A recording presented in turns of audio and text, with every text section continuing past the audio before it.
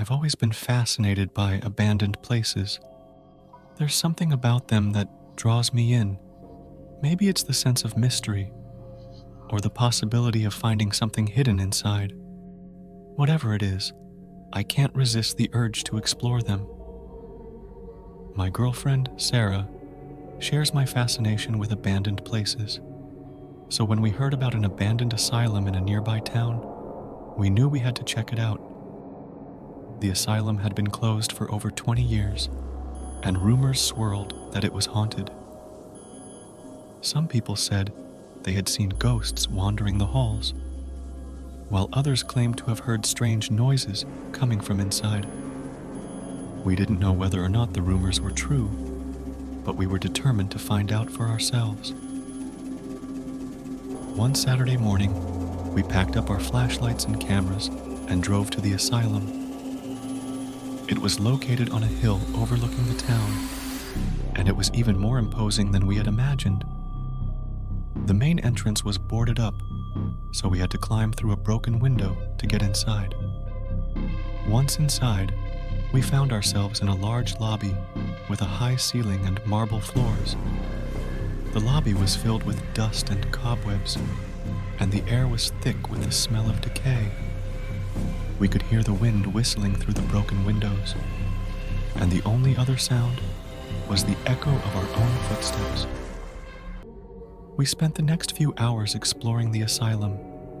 We visited the wards, the dining hall, and the kitchen. We even found our way into the morgue. The asylum was in a state of disrepair, but we could still see glimpses of its former glory. The walls were decorated with ornate murals, and the chandeliers were still hanging from the ceilings. But there were also signs of the asylum's dark past. We found straitjackets and restraints in the wards, and the walls of the morgue were stained with blood. As we explored, we couldn't shake the feeling that we were being watched. We kept hearing strange noises, like footsteps and whispers. But whenever we turned around, there was no one there. We started to feel uneasy, but we were determined to see the asylum through to the end. We made our way to the top floor of the asylum. There was a long hallway with a row of doors on either side. We opened one of the doors and found ourselves in a small room. The room was empty, except for a rocking chair in the corner. The rocking chair was moving back and forth, even though there was no one in it. Sarah and I froze in fear. We looked at each other, and we both knew what we had to do. We ran out of the room and down the hallway. We didn't stop running until we reached the ground floor. We burst out of the asylum and into the fresh air. We were both shaking, and our hearts were pounding in our chests. We looked back at the asylum, and we could still see the rocking chair moving back and forth in the window. We never went back to the asylum, but I'll never forget the horror we experienced in that room on the top floor.